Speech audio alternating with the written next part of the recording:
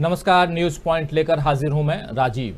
इस कोरोना काल में जैसा आप जानते हैं और 4,14,000 आज मरीज मिले पिछले 24 घंटे में।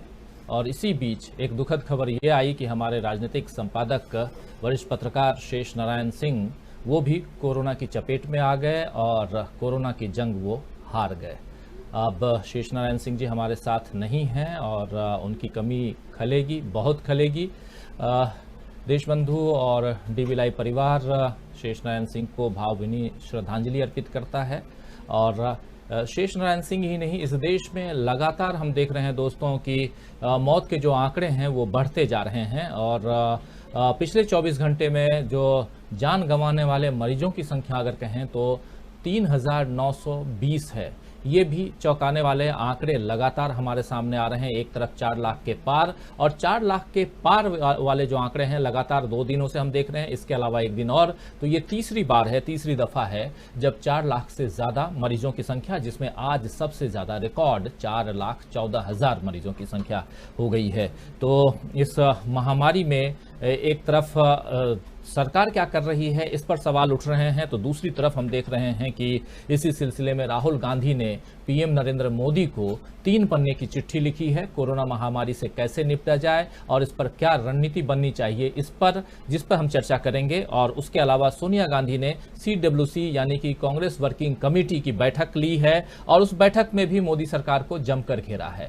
दूसरी तरफ उधर झारखंड के मुख्यमंत्री हेमंत सोरेन ने एक ट्वीट किया, वो भी कोरोना और इस महामारी के दौर में जो कुछ भी हो रहा है प्रधानमंत्री नरेंद्र मोदी को लेकर के उन्होंने ट्वीट किया, जिस पर डॉक्टर हर्षवर्धन तिलमिला उठे और उन दोनों के बीच जो वार्तालाप हुई है, जो बातचीत हुई है, उस पर भी चर्चा करेंगे। और उसके अलावा आप जानते हैं कि चुनाव आयोग जो है, जो अभी 5 राज्यों में चुनाव करवाया है, उसको भी इस कोरोना महामारी के प्रसार का एक नायक माना जा रहा है। और इसलिए लगातार चुनाव आयोग कटघरे में खड़ा है। लेकिन चुनाव आयोग के ही वकील ने इस्तीफा दे दिया है। ये एक बड़ा सवाल है कि आखिर चुनाव आयोग के वकील ने, उनके एडवोकेट ने क्यों इस्तीफा दे दिया और आखिर इसके पीछे क्या कारण हो सकता है, इस पर भी बात करेंगे। तो बहुत सारी बातें हैं, बहुत सारे सवाल हैं और इन सवालों के साथ हम एक सवाल लेकर आपके सामने आ रहे हैं न्यूज पॉइंट में आज की। मोदी सरकार पर जो चौतरफा वार है ये क्यों है, ये आप सब जान रहे हैं, लेकिन क्यों घिर गई है मोदी सरकार और क्यों चौतरफा वार हो रहा है, इस पर चर्चा के लिए हमारे साथ मौजूद हैं इस वक्त पैनलिस्ट हमारे जो हैं, उनको स्क्रीन पर ले आइए और सबका परिचय करवाऊं। और साथ साथ दोस्तों, साथियों, शुभचिंतकों, आप सबका स्वागत करता हूं इस कार्यक्रम में, इस्तकबाल करता हूं एक बार फिर से कि आप इस कार्यक्रम में बने रहिए, अपने कमेंट लिखिए, अपने विचारों से हमें अवगत कराइए और हमारे विचारों से आप अवगत होइए। और लगातार हम आप तक पहुंचाते हैं देश दुनिया की तमाम खबरों को। और इस वक्त आप देख रहे हैं हमारे साथ स्क्रीन पर जुड़ गए हैं छत्तीसगढ़ की राजधानी रायपुर से हमारे पॉलिटिकल एडिटर दीपक पासपोर्ट जी। दीपक जी, आपका स्वागत करता हूं और स्वागत करता हूं अमलेंदु उपाध्याय जी, आपका भी इस कार्यक्रम में। अमलेंदु जी भी लगातार बीमारी से गुजर रहे हैं और 10 दिन से ज्यादा का वक्त गुजर चुका है और अब उनके चेहरे पे थोड़ी सी पहले से रौनक जो पुरानी थी वो लौटती हुई दिखाई दे रही है।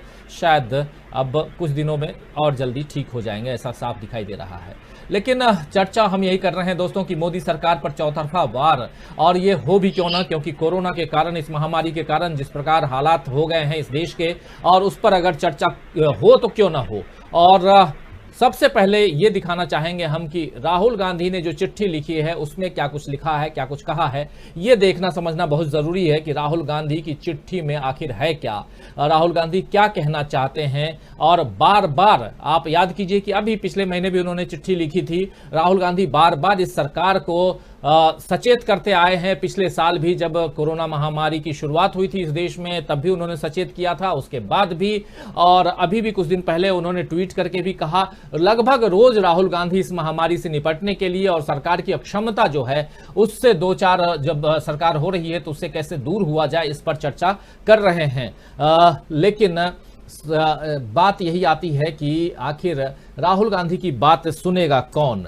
और जब तक उनकी चिट्ठी में क्या कुछ है ये जब तक हम लेकिन उससे पहले आते हैं हम अपने दोनों पैनलिस्ट जो हैं इनके साथ ओपनिंग कमेंट, एक मिनट का, ज्यादा बड़ा कमेंट मैं नहीं चाहूंगा, एक मिनट का एक छोटा कमेंट चाहूंगा कि चौतरफा वार जो है ये कोरोना काल में है और कोरोना काल को लेकर के मोदी सरकार की तैयारियों को लेकर के दीपक पाचपोर जी आप क्या सोचते हैं? अगर आज दूसरी लहर और अब तीसरी लहर की बात हो रही है तो यहां कहां चूक रही है मोदी सरकार? छोटा सा कमेंट चाहूंगा, आगे विस्तार से हम बात करेंगे, हमारे साथ और साथी जुड़ेंगे और कार्यक्रम को आगे बढ़ाएंगे।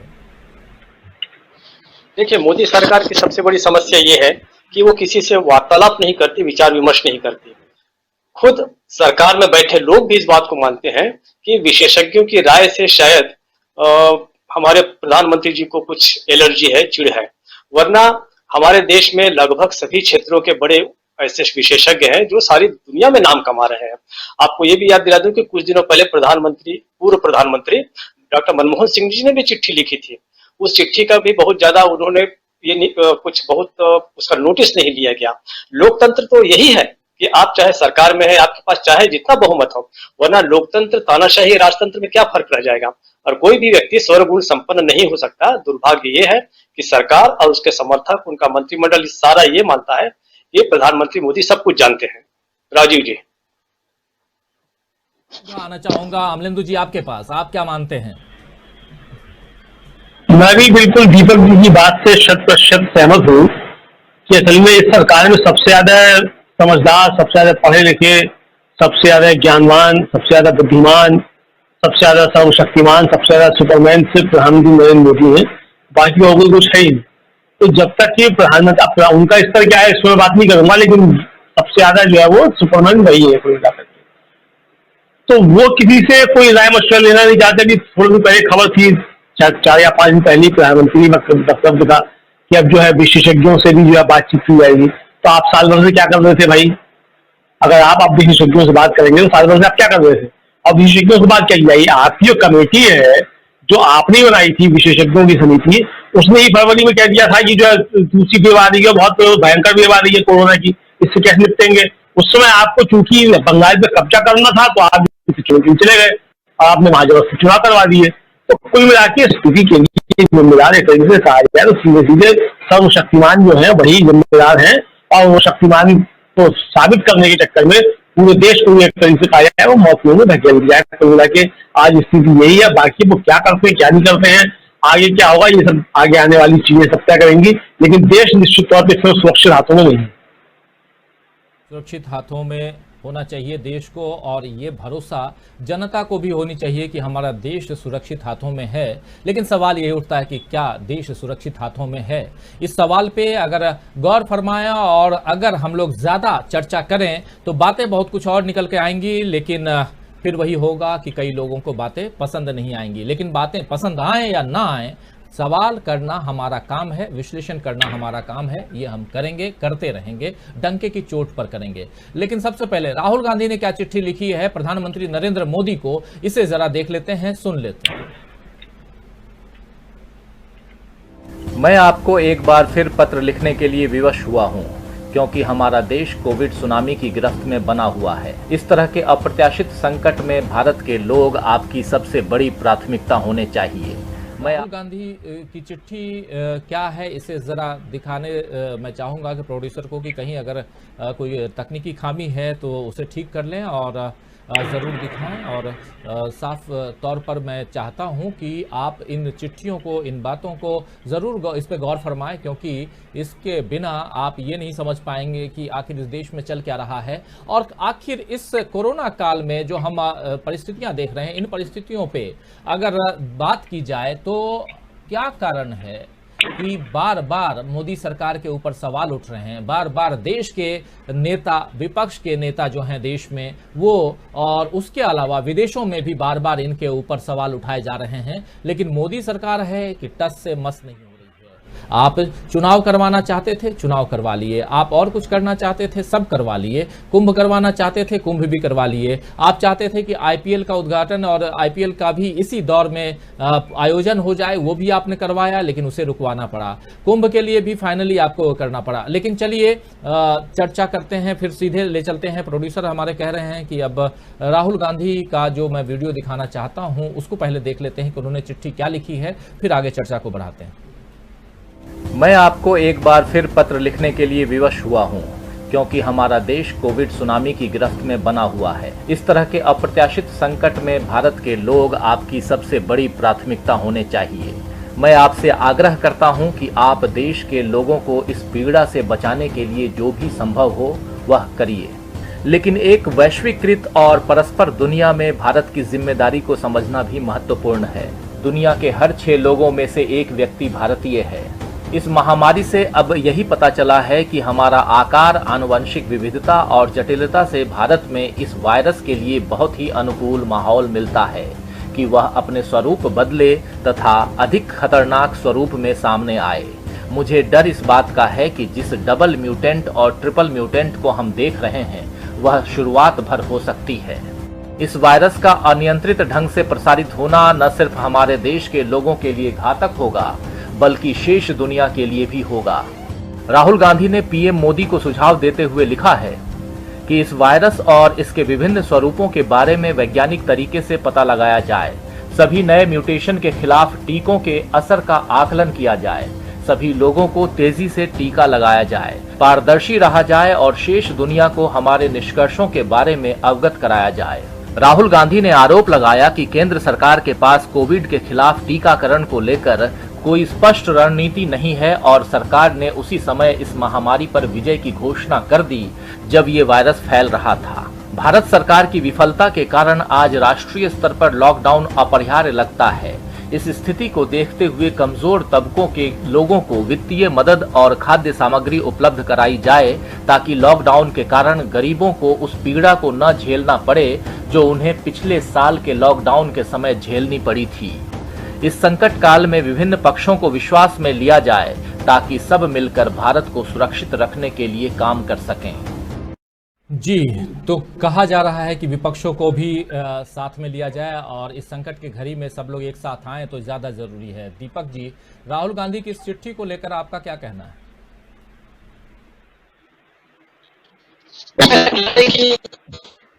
तो बड़ी समझदारी पूर्ण है ही। मुद्दे को लेकर, इस वायरस को लेकर शुरू से ही राहुल गांधी काफी चौकन्ने सतर्क तो रहे ही हैं और साथ में बड़ा सकारात्मक और लगातार सरकार की आलोचना भी करते रहते हैं। आवाज ठीक नहीं आ रही है। अमलेंदु जी आपके पास आऊंगा। दीपक जी की आवाज में फिर गड़बड़ है कुछ। अमलेंदु जी क्या कहेंगे इस चिट्ठी को लेकर के और ओवरऑल? दीपक जी की आवाज को ठीक कीजिए और अमलेंदु जी आप बताइए। देखिए, कुल मिला के बात यह है कि राहुल गांधी चिट्ठी तो लिख रहे हैं और राहुल गांधी सही राय भी दे रहे हैं, लेकिन सवाल यह है कि उनकी राय सुनने वाला, जब ये सरकार जो है अपने जो खुद ये सरकार जो है अपनी बना रही है, जो कमेटियां, उनकी बात नहीं सुन रही है, अपने विशेषज्ञों को नहीं सुन रही है, तो ये सरकार क्या राहुल गांधी की बात सुनेगी? लेकिन राहुल गांधी ये चूंकि एक जिम्मेदार नागरिक की हैसियत से लगातार पत्र लिख रहे हैं और जिम्मेदार विपक्ष की हैसियत से लगातार इस मसले पर जो है सरकार का ध्यान आकर्षित कर रहे हैं, तो निश्चित तौर पर सही राहुल गांधी ने जो कही है वो कोई गलत नहीं है, एकदम सही बातें हैं। और ये स्थिति जो थी वो सरकार को मालूम थी, ऐसा नहीं है कि सरकार को नहीं मालूम थी। मोदी जी इससे बिल्कुल भी अनभिज्ञ नहीं थे, उनको सब मालूम था कि क्या होने जा रहा है आगे आने वाले समय में। और आप देखिए कि आपदा में अवसर जो है वो लेना वो मोदी जी नहीं भूल रहे हैं। कल ही IDBI बैंक बेच दिया गया, यानी इस के समय भी आप जो है बेचने पे तुले हुए हैं। आपका सिर्फ एक लक्ष्य है कि किसी भी तरीके से देश बेच के अपने मित्रों को फायदा पहुंचाया जाए और फिर जहां झोला लेकर के निकल दिया जाए। अब तो यही समझ में आ रहा है। यानी इस संकट के समय में आपकी प्राथमिकता जो है वो इस महामारी से लड़ना नहीं है, अपने नागरिकों को जान बचाना नहीं है। आपकी प्राथमिकता जो है अपने मित्रों को फना बेचने की है। ये प्रधानमंत्री की स्पष्ट मंशा जो है वो साफ साफ जाहिर होती जा रही है। दूसरी बात यह है कि राहुल गांधी ने सवाल उठाए हैं कि गरीबों को सहायता दी जाए, तो ये सिर्फ यही की स्थिति नहीं है। अमेरिका में भी जहां की लॉकडाउन नहीं लगा, वहां भी कमजोर तबके के लोग थे, हमारे यहाँ से मजबूती थे, हमारे यहाँ से जो साधन संबंध लोग हैं वो श्रेणी में आते हैं, उनको भी वहां जो था वो सरकार ने सहायता दी। तमाम देशों में दी थी, जहां जहां लॉकडाउन लगे सब जगह सरकार ने सहायता दी। ये इकलौता एक ऐसा देश है कि जहां सरकार ने सहायता नहीं दी, बल्कि उल्टा जो है डीजल और पेट्रोल के दाम बढ़ाए, सेस लगा के खून चूसा अपने नागरिकों का, और आतंकवाद फैलाया, तमाम देशों में नए टैक्स होते गए। ये पूरी दुनिया का अकेला एक ऐसा देश है। तो कुल मिलाकर जो स्थिति है, मुझे लगता है कि प्रधानमंत्री नरेंद्र मोदी को कहा जाए एक तरीके से कि अब तो जो है गंभीर हो जाना चाहिए, और देश जब ऐसे गंभीर संकट में अपने मित्रों की आप मदद कर लीजिए, बहुत सारा देश का तो बाद में भी ये सब चीजें किया जा सकती है। पहले देश बचाइए, उसके बाद अपने मित्रों का भला कीजिएगा। मुझे लगता है कि प्रधानमंत्री प्राथमिकता देश बिल्कुल नहीं है। और आज आप देखिए, जब शेषनारायण सिंह जी को प्रधानमंत्री ने ट्वीट करके जो श्रद्धांजलि की है, उस पर लगभग 3000 के आसपास कमेंट है। कमेंट्स को पढ़िए और लोग किस तरीके के उस पर कमेंट कर रहे हैं, ये आप देखिए। आप देखेंगे तमाम लोग यही सवाल कर रहे हैं, कह रहे हैं कि स्थिति के प्रधानमंत्री सीधे आप जिम्मेदार हैं, देश को स्थिति में आप ले रहे हैं। तमाम लोग यहाँ आज पोस्ट कर रहे हैं कि उनको जो किसी को बेड चाहिए, किसी को चाहिए, किसी को चाहिए, लेकिन मंत्री के पास इन सब चीजों का कोई जवाब नहीं है। ये कुल मिला के स्थिति जो अच्छी नहीं है। और राहुल गांधी ठीक है, जिम्मेदार विपक्ष के नेता की हैसियत से और एक जिम्मेदार नागरिक की हैसियत से जो है प्रधानमंत्री चिट्ठी लिखी है। प्रधानमंत्री को मुझे लगता है प्रधानमंत्री को इस पे जो है अब अपना घमंड छोड़ के धरातल पर आना चाहिए, उन्हें स्वीकार करना चाहिए कि वो सबसे नाकाम। सीधे दीपक पासपोर्ट जी आपके पास आना चाहूंगा। दीपक जी, सवाल यही है कि राहुल गांधी लगातार सचेत कर रहे हैं, सरकार को लगातार कह रहे हैं, और इतना ही नहीं कह रहे हैं कि विपक्षों को भी आप एक साथ रखिए और हम आपके साथ कंधे से कंधा मिलाकर चलने के लिए तैयार हैं। लेकिन क्या कारण है कि मोदी सरकार अपने आप में इस ढंग से डूबी हुई है कि देश अभी तीसरी लहर की बात, इस देश में दूसरी लहर को आप खत्म करने की बात तो नहीं किए, तीसरी लहर की बात होने लगी और एक डर के आलम में और डर ऊपर से थोपा जा रहा है। लोग मर रहे हैं, लोग बदहाल हैं, बेहाल हैं, कोहराम मचा हुआ है, तबाही मची हुई है, लेकिन फिर भी कोई एक मास्टर प्लान जो आना चाहिए वो नजर नहीं आ रहा है। इसमें राहुल गांधी की ये चिट्ठी कितना मायने रखती है, दीपक जी? देखिए, राहुल गांधी ने जो चिट्ठी लिखी है वो देश का बच्चा बच्चा जानता है। जिसको एक थोड़ी भी समझ होगी वो निश्चित रूप से ये सब स्थितियां वो देख रहा है। असली बात ये है कि ज्यादातर विपक्ष के जो नेता हैं या पार्टियां हैं वो चुप हो गए हैं, लेकिन राहुल गांधी लिख रहे हैं। लेकिन आप क्या समझते हैं कि क्या मोदी को ये सब पता नहीं? बिल्कुल पता है।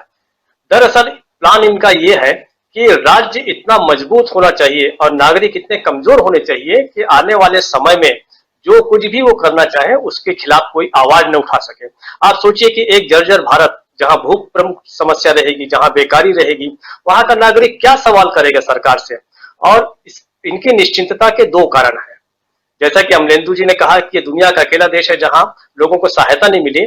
मेरे ख्याल से ये अकेला देश है जहां देश बड़ा निश्चिंत है। आप अगर जाइए तो ज्यादातर जो समर्थक है उनके हिसाब से कोई समस्या ही नहीं है, लोगों की मौत हो रही है, कोई दिक्कत नहीं है।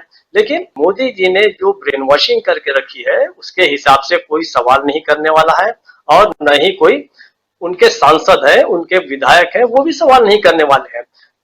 कमजोर नागरिक, मरा हुआ नागरिक, जिसकी चेतना, नागरिक बोध खत्म हो गया हो, वही इस राज्य का उद्देश्य है। और उसी में जो मोदी सरकार है वो बड़े सुनियोजित तरीके से काम कर रही है। वो चाहती है कि नागरिकों की पूरी आवाज को खत्म कर दिया जाए, और ये तभी संभव है जब बिल्कुल गरीब हो जाएंगे, बीमार हो जाएंगे, बेघर हो जाएंगे, बेरोजगार हो जाएंगे, तभी ये संभव है।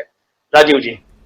जी बिल्कुल, आप कह रहे हैं कि जो बातें आप बता रहे हैं बहुत रिमार्केबल है दीपक जी, लेकिन सवाल फिर भी वहां वाजिब है कि राहुल गांधी की बात आखिर मोदी सरकार, जबकि आप याद कीजिए अमलेंदु जी, पिछले सरकार भी लगातार, चाहे वो कोरोना का मामला हो या उसके बाद चीन के साथ जो संबंध हमारे बिगड़े उसका मामला हो, कई मसलों पे, चाहे गरीबों का मामला हो, इस चिट्ठी में भी आप देखेंगे गौर फरमाने वाली बात यह है कि कह रहे हैं कि अभी की जरूरत अगर संपूर्ण बंदी है, लॉकडाउन है, तो आप इसे कीजिए, लेकिन जो गरीब हैं उनकी मदद जरूर कीजिए, उनके लिए खाद्य सामग्री, आवश्यक जो सामग्री के अलावा जो आपको पैसे की जरूरत मतलब उनको पड़ती है, तमाम बातें उसमें लिखी हुई हैं, और सब कुछ आप मुहैया कराइए। लेकिन कहां आखिर गुम हो जाती है सरकार, अमलेंदु जी?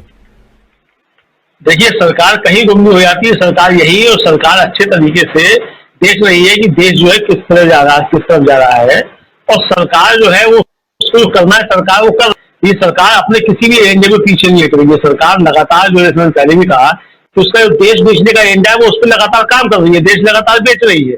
उसकी चूंकि प्राथमिकता इस बीमारी से लड़ना है ही नहीं और नागरिकों की सुरक्षा जो है उसकी प्राथमिकता है ही नहीं, तो इसलिए उसे कोई चिंता भी नहीं है। लोग मरते रहे, कोई दिक्कत नहीं है। प्रधानमंत्री को क्या असर पड़ रहा है? तो प्रधानमंत्री के घर का कौन जा रहा है? लोग जा रहे हैं तो जिसके घर के जा रहे हैं उसके घर के जा रहे हैं। बीमारी फैल रही है तो फैल रही है, हाथ झाड़ के खड़े हो जाए राज्यों के ऊपर तो कुल मिला के स्थिति जो है ये है। और आप देखिए कि जो पॉलिसी पैरालिसिस जिसके नाम पे ये सरकार जीत के आई थी, पॉलिसी पैरालिसिस ये है कि विदेशों से जो सामान आया हुआ है, जो सहायता सामग्री आई हुई है, वो एयरपोर्ट्स पे और बंदरगाहों पे पड़ी हुई है कई कई दिन से, और वो जो क्लियरेंस उसका जो है एक्साइज से नहीं हो पा रहा, जिसमें ऑक्सीजन कंसंट्रेटर्स भी है। तो ये जो है पॉलिसी पैरालिसिस ये स्थिति है, और सरकार जो है किसी तरीके से जिम्मेदारी से काम नहीं कर रही है। कुल मिला के कहा जाए कि सिस्टम फेल जो है वो सिस्टम फेल है, और सिस्टम का मुखिया जो है वो बुरी तरह फेल है। मतलब उसकी जिंदगी तो पहले भी संदिग्ध थी, लेकिन उसका जो प्रशासनिक जो स्तर है और जो प्रशासनिक उसकी कुशलता उसमें भी वो बुरी तरीके से फेल साबित हुआ है कुल मिलाकर के। और देश जो है एकदम कहा जाए कि चौराहे पे आके खड़ा हो गया है, बिल्कुल ये हो गई है। मुझे लगता है मंत्री को स्वयं आगे बढ़ के जो है अपनी जिम्मेदारी छोड़ देनी चाहिए और कहना चाहिए कि मित्रों, मैं इस देश को संभालने के लायक नहीं हूं, मैं जा रहा हूं, आप अपना नया जो है विकल्प चुन लीजिए। मुझे लगता है कुल मिला के जैसा कि सुब्रमण्यम स्वामी जी भाजपा के सांसद जो है वो भी लगातार ये बात कर रहे हैं। इस पे भी चर्चा करेंगे, लेकिन ऐसा कुछ करने वाले मोदी जी नहीं है, ना होने वाला है। हमारे साथ शायद डॉक्टर राकेश गुप्ता भी जुड़ गए हैं। डॉक्टर राकेश गुप्ता सीधे छत्तीसगढ़ की राजधानी रायपुर से जुड़े हुए हमारे साथ। आपका बहुत बहुत स्वागत है डॉक्टर गुप्ता। और इस कार्यक्रम में हम बात यही कर रहे हैं कि इस कोरोना महामारी के दौर में जिस प्रकार केंद्र सरकार को आगे आकर के और तमाम गतिविधियों पर अपनी पूरी नजर रखते हुए इस देश को इस महामारी से बाहर निकालने की कोशिश करनी चाहिए थी, लेकिन यहां साफ दिखाई दे रहा है कि दूसरी लहर अभी गई नहीं, तीसरी लहर की बात होने लगी है। और ऐसे में जनता हैरान परेशान है और हाहाकार मचा हुआ है। आप डॉक्टर गुप्ता, आप न सिर्फ सीनियर डॉक्टर हैं, बल्कि आप लगातार छत्तीसगढ़ में जो कोविड को लेकर के जो अफरा तफरी का आलम मचा था उससे निपटने में आपने सरकार की भी खूब मदद की है। मैं थोड़ा सा आपका अनुभव जानना चाहूंगा कि अभी जब हम देख रहे हैं पिछले सप्ताह भर से छत्तीसगढ़ के जो आंकड़े हैं धीरे धीरे कम हो रहे हैं, आखिर क्या कारण, क्या काम छत्तीसगढ़ की सरकार ने की और क्या काम आप लोगों ने as a doctor, as a front line warrior के हिसाब से आप लोगों ने क्या कुछ किया कि वहां के आंकड़े पीछे जा रहे हैं जबकि देश के आंकड़े जो हैं 4 लाख के पार? क्या कहेंगे? राजीव भाई, ये सबसे महत्वपूर्ण समय है जब हम कोरोना के बारे में रणनीति के ऊपर चर्चा कर रहे हैं। देखिए, जो अपेक्षा से अधिक मरीज आ रहे हैं उसके लिए रणनीति में स्वाभाविक रूप से परिवर्तन करने की जरूरत है। जो संसाधन रातों नहीं बढ़ाए जा सकते, यह हम सब समझते हैं और जानते भी हैं। जो कोरोना संक्रमित मरीज आ रहे थे छत्तीसगढ़ में वो अप्रत्याशित थे, वो इतने ज्यादा थे कि पूरा देश हैरान था। वास्तव में हम लोग भी बहुत ज्यादा चिंतित थे। चूंकि महाराष्ट्र के बगल का राज्य है, नागपुर में लॉकडाउन लगा, वहां से जितने मजदूर आए, आपने देखा होगा जो रेल पटरी के पास जितने जिले थे महाराष्ट्र की सीमा से लगे हुए, सबसे पहले वहां पर कोरोना का आक्रमण हुआ। छत्तीसगढ़ सरकार के नीति निर्माताओं ने पहले रणनीति में परिवर्तन किया और ये देखा कि हम ज्यादा से ज्यादा शुरुआती स्टेज में कितने मरीजों को पहचान पाते हैं और कितने मरीजों को होम आइसोलेशन में रख सकते हैं। राजू भाई, आपने देखा होगा कि ज्यादातर मरीज कोरोना संक्रमण के होम आइसोलेशन में ठीक होते हैं, बशर्ते उनकी निगरानी और चौकसी और जो दवा की रणनीति है शुरुआती स्टेज में वो चाक चौबंद हो। छत्तीसगढ़ सरकार ने भी यही किया और आपने देखा होगा कि लगातार जो आंकड़े बढ़ रहे थे और हम लोग सब चिंता में थे, पूरा देश भी चिंतित था। छत्तीसगढ़ के जो लोग बाहर छत्तीसगढ़ के काम कर रहे हैं उनको भी लगातार अपने परिवारजनों की, अपने दोस्तों की चिंता थी। हम लोगों ने जो रणनीति में परिवर्तन किया, सबसे पहले लोगों को यह आश्वस्त किया कि 90% से ज्यादा लोग इसी रणनीति में ठीक होंगे, होम आइसोलेशन में ठीक होंगे। जिन लोगों को पहले टेस्टिंग की गई, शुरुआती स्टेज में लक्षण पाए गए, उन्हें कहा गया कि आप घरों में रहें। एक बहुत चाक चौबंद टीम सभी जिलों में होम आइसोलेशन केयर के लिए डॉक्टरों और सामाजिक कार्यकर्ताओं की थी। उनके घरों में दवाई पहुंचाई गई, उनके पूरे परिवार की टेस्टिंग की गई और इस बार हैरात ये थी कि पूरा का पूरा परिवार संक्रमित हुए। इसलिए आंकड़ों की संख्या बहुत ज्यादा थी, मरीजों की संख्या बढ़ी, लेकिन फिर भी समय रहते जब रणनीति में परिवर्तन किया गया तो होम आइसोलेशन में 90% से ज्यादा मरीजों को ठीक कर लिया गया। ये बात जरूर थी, हमारे पास बिस्तरों की संख्या कम थी, लेकिन आपने देखा होगा कि सभी राज्यों में ऑक्सीजन को लेकर अफरा तफरी मची। ऑक्सीजन एक दवाई के रूप में कोरोना संक्रमण के लिए पूरे देश में जानी गई है। उनको वायरल इन्फेक्शन जब तक शरीर में बहुत सक्रिय है तब तक फेफड़ों को सपोर्ट करने के लिए आर्टिफिशियल ऑक्सीजन की देने की जरूरत पड़ती है। छत्तीसगढ़ में समय रहते रणनीति में परिवर्तन किया गया। औद्योगिक प्लांट्स को मेडिकल ऑक्सीजन बनाने के लिए कहा गया। औद्योगिक उत्पादन कम करने की नौबत आई, लेकिन चूंकि छत्तीसगढ़ सरकार में जनहानि न हो इसलिए औद्योगिक उत्पादन को दूसरे दर्जे में रखा गया। ऑक्सीजन की सप्लाई बहुत बढ़ाई गई, सभी अस्पतालों में ऑक्सीजन बढ़ाई गई और जो अस्पताल लिक्विड ऑक्सीजन के ऊपर निर्भर थे वहां पर अतिरिक्त ऑक्सीजन बेड की व्यवस्था करके समय रहते सभी को ऑक्सीजन पहुंचाई गई और दवा की जो रणनीति थी उसमें परिवर्तन किया गया। छत्तीसगढ़ एक ऐसा राज्य था जिसमें सभी विशेषज्ञों ने मिलकर एक कॉमन ट्रीटमेंट प्रोटोकॉल बनाया और आपने देखा होगा कि छत्तीसगढ़ में सरकार ने उस ट्रीटमेंट को अपनाया और छत्तीसगढ़ एक ऐसा राज्य रहा जिसमें ये कहा गया कि रेमडेसिविर या सीटी स्कैन या टोक्लिजुमैब जो कहा जा रहा है कि उसकी शॉर्टेज है, चूंकि यह प्राथमिक स्तर पर अपनाई जाने वाली दवाई नहीं है, इसलिए इसको मरीजों में केवल भर्ती के दौरान ऑडिटिंग प्रक्रिया के तहत लगाया जाएगा और इसलिए इसकी शुरुआती दिनों में अफरा तफरी के बाद कमी भी देखने में नहीं आई। मुझे लगता है कि छत्तीसगढ़ में अभी संकट टला नहीं है और कुछ ऐसे जिले हैं जहां पर मरीजों की संख्या बढ़ रही है, लेकिन अभी रणनीति में एक और परिवर्तन हमारे मुख्यमंत्री जी ने किया है।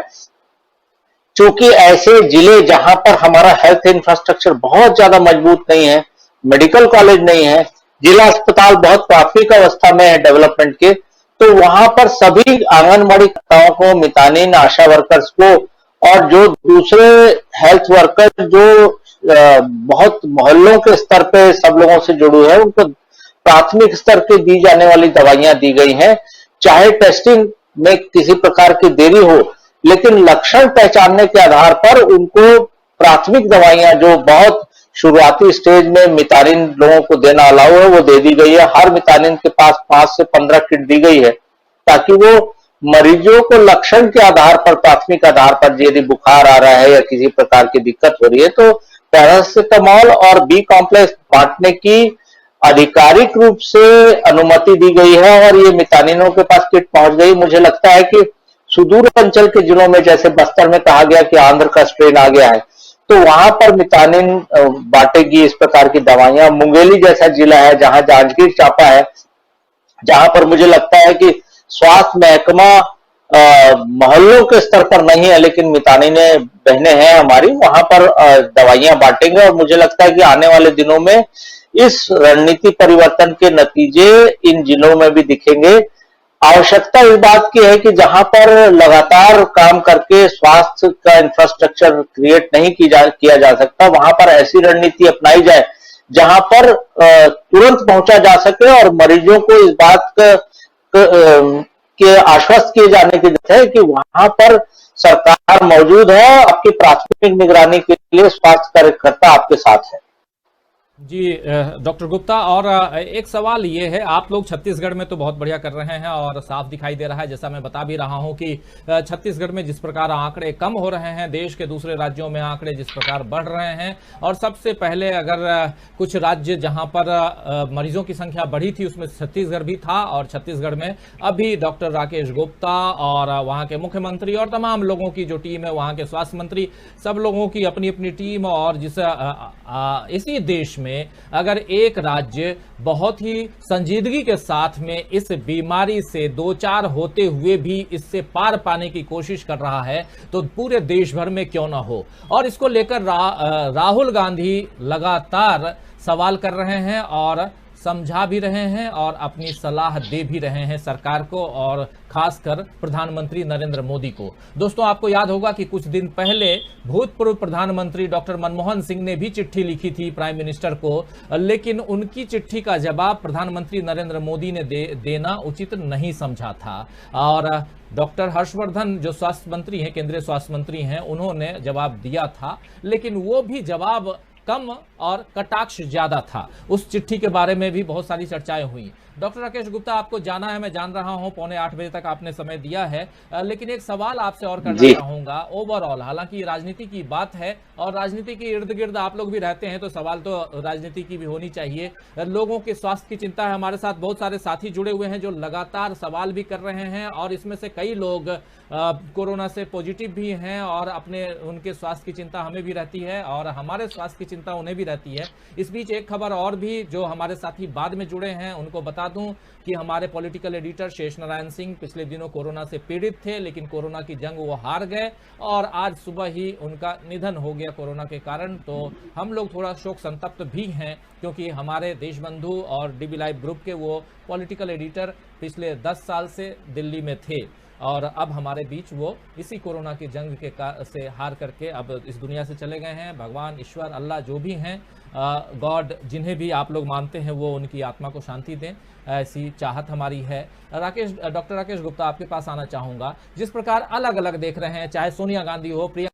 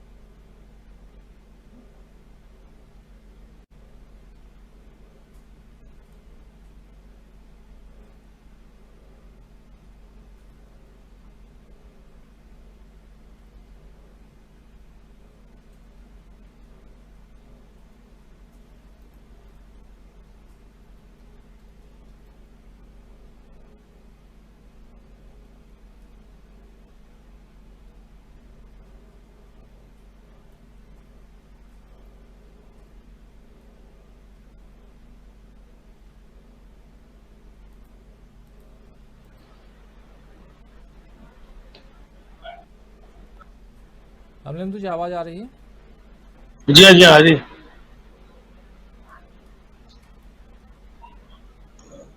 नहीं आ रही आवाज अमलेंदु जी? आ रही मुझे आ रही।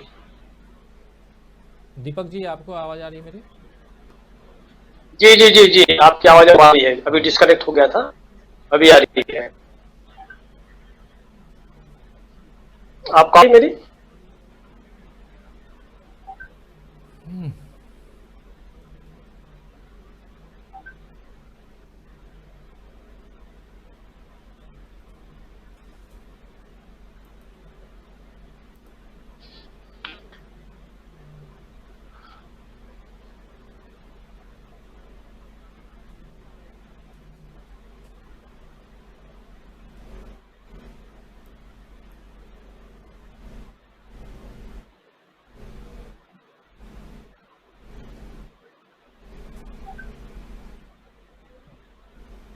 हेलो अमलेंदु जी, जी, आपकी आवाज आ रही है राजीव जी?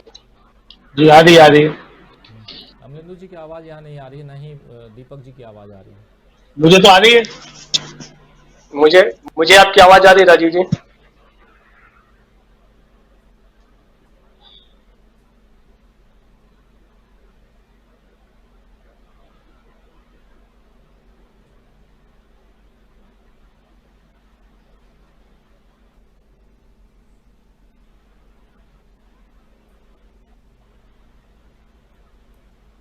वो वहाँ लाइव ऑन रखे हुए क्या?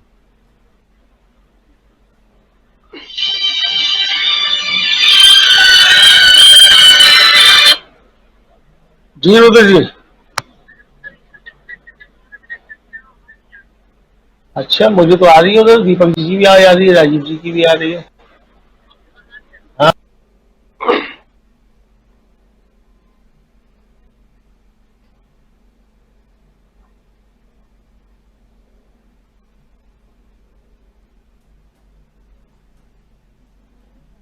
Hello check hello. जी आपकी आवाज मुझे आ रही है अमलेंदु जी। हाँ, मुझे भी आ रही है आपकी आवाज दीपक जी। हाँ, मुझे आ रही है, दीपक जी को भी मेरी आवाज आ रही है, मेरी दीपक जी को आ रही है।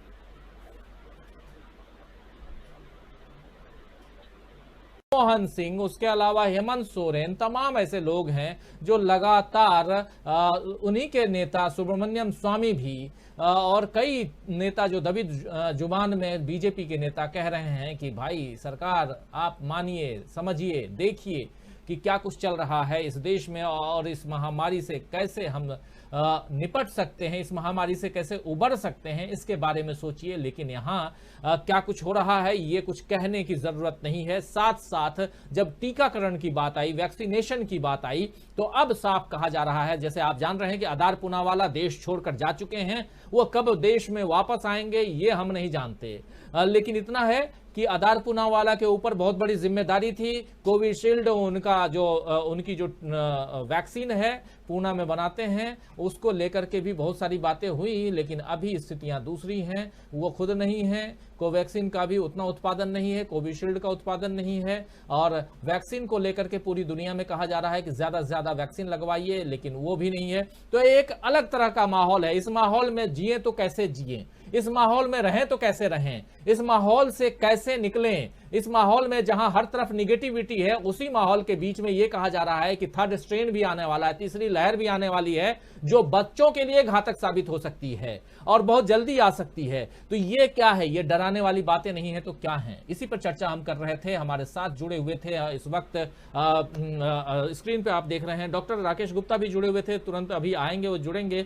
लेकिन आवाज सबकी अचानक चली गई थी दोस्तों, इसलिए हमको इस कार्यक्रम को थोड़ा सा कुछ देर के लिए रोकना पड़ा और दोबारा हम आपके साथ जुड़ रहे हैं और इस कार्यक्रम को आगे बढ़ा रहे हैं। डॉक्टर राकेश गुप्ता आए, लेकिन उससे पहले दीपक जी आपके पास आना चाहूंगा और ये जानना चाहूंगा, समझना चाहूंगा कि आखिर इस महामारी के दौर में जब तमाम नेता, विपक्ष के नेता एकजुट होकर के एक मत से कह रहे हैं कि सरकार इस पर ध्यान दे, लेकिन सरकार के पास एक जो रोड मैप होना चाहिए वो यहां दिखाई नहीं दे रहा है और इसी को लेकर के सुप्रीम कोर्ट भी बार बार सवाल कर रहा है सरकार से, लेकिन सरकार कुछ कह नहीं रही है, कर नहीं रही है। क्या कहेंगे आप?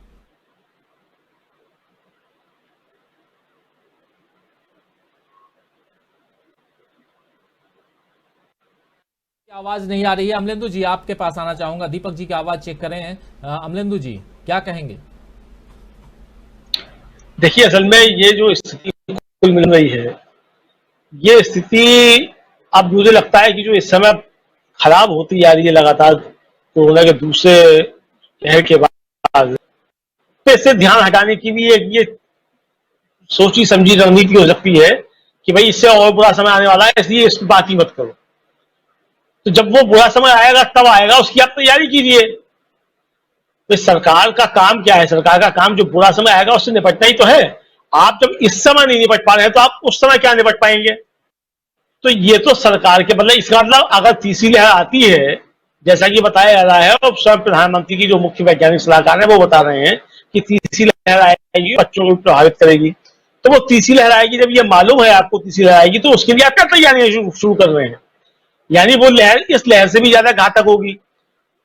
ज्यादा आपको अस्पताल चाहिए, ज्यादा आपको बेड चाहिए होंगे, ज्यादा आपको नर्सेस चाहिए होंगी, ज्यादा आपको डॉक्टर्स चाहिए होंगे। आपकी तैयारी कहां है?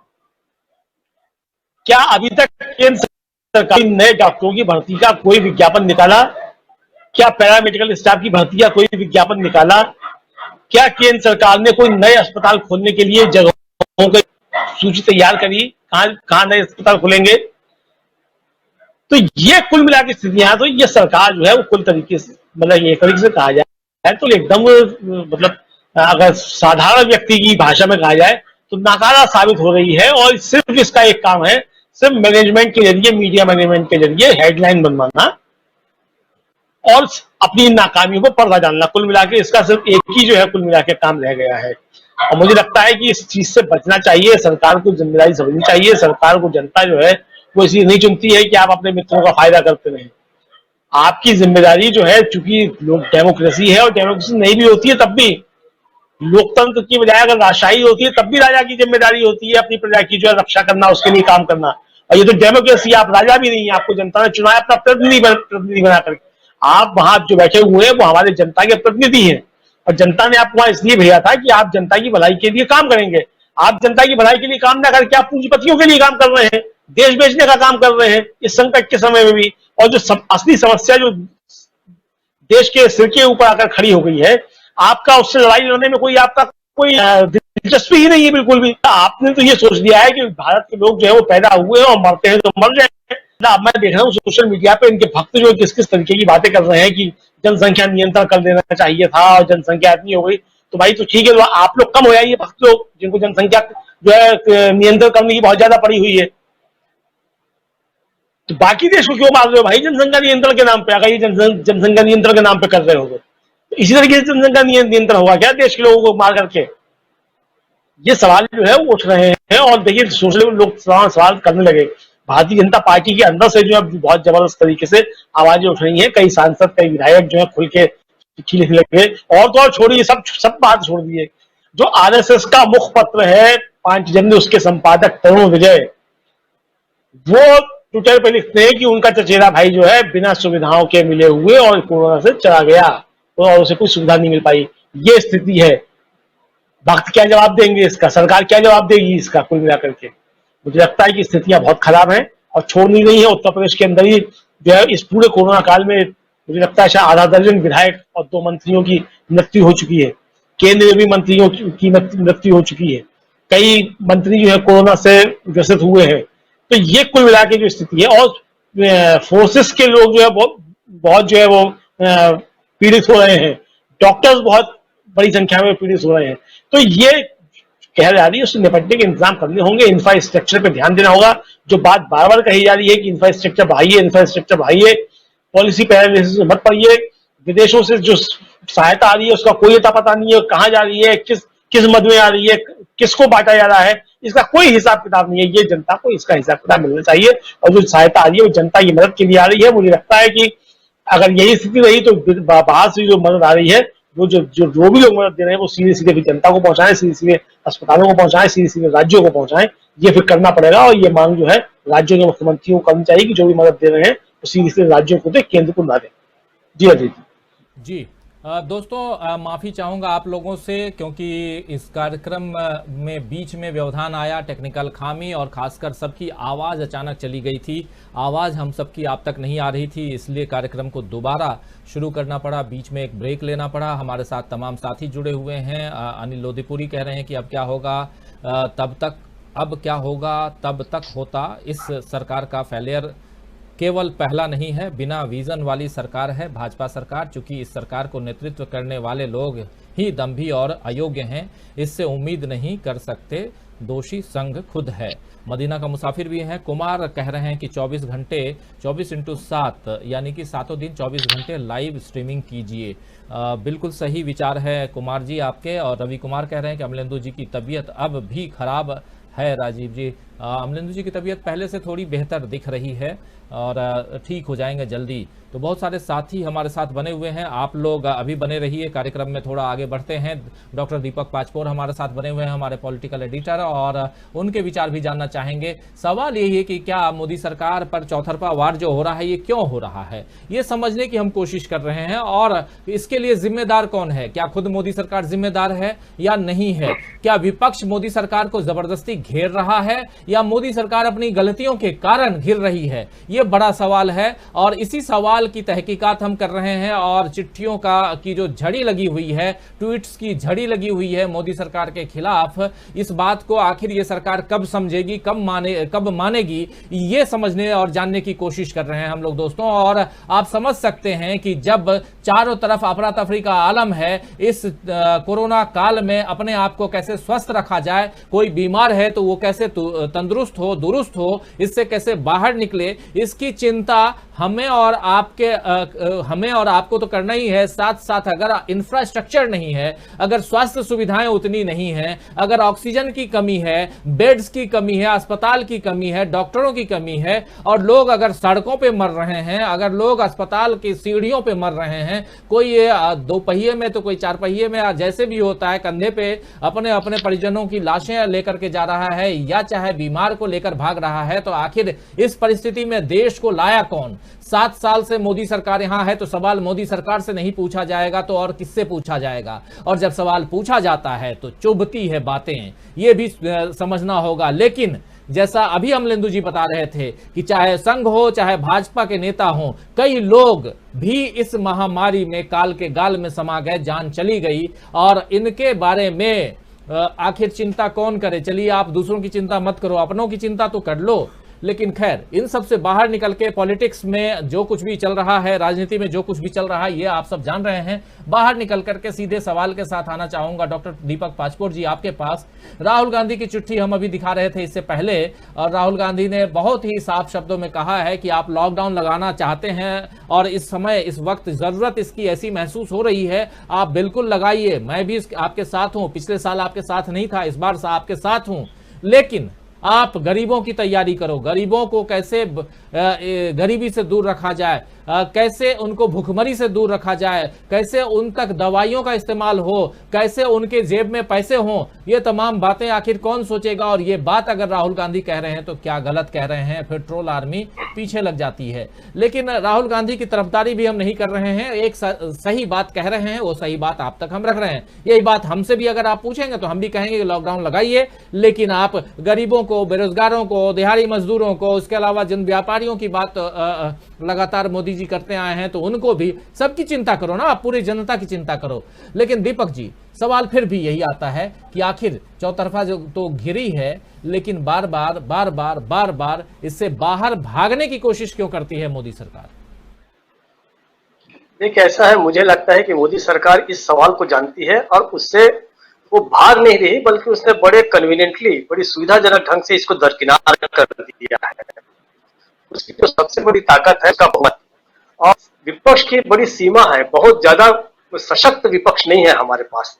तो उनके जो समर्थक हैं, एक तो काफी बड़ी संख्या में उनके जो विधायक और सांसद हैं, और दूसरी जो सबसे बड़ी ताकत समर्थक है। समर्थक के मामले में मुझे लगता है कि मोदी जी से अधिक किसी वाला दुनिया में शायद लोकतंत्र, जो अपना घर जलाकर भी मोदी का साथ देने के लिए तैयार है। तो मुझे लगता है कि जब तक वहीं से विरोध शुरू नहीं होगा, जब तक खुद बीजेपी के अंदर खिलाफ बात नहीं होगी, तब तक मुझे लगता नहीं कि वो इस पर ध्यान देंगे। और बार लग रहा है, बल्कि अब तो विश्वास हो गया है कि मोदी सरकार वो एक सशक्त बड़ी बातें करे, लेकिन वो एक बहुत ही कमजोर नागरिक के रूप में हम लोगों को सबको परिवर्तित कर रही है। क्योंकि अब लगातार इनकी जो अयोग्यता है वो सामने आती जा रही है, और उस अयोग्यता